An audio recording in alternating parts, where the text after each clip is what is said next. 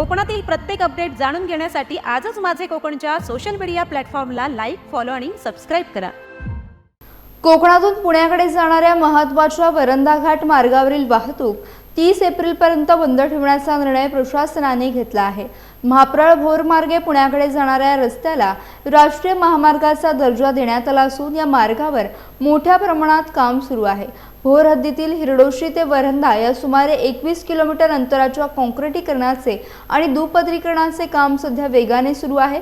या घाटामध्ये अनेक ठिकाणी तीव्र वळणे, अरुंद रस्ता असल्यामुळे काम सुरू असताना वाहतूक सुरू ठेवणे धोकादायक ठरू शकते। तसेच पावसाळ्यापूर्वी हे काम पूर्ण करणे आवश्यक असल्यामुळे 30 एप्रिलपर्यंत वाहतूक बंद ठेवण्याचे आदेश पुण्याचे जिल्हाधिकारी जितेंद्र डुडी यांनी दिले आहेत।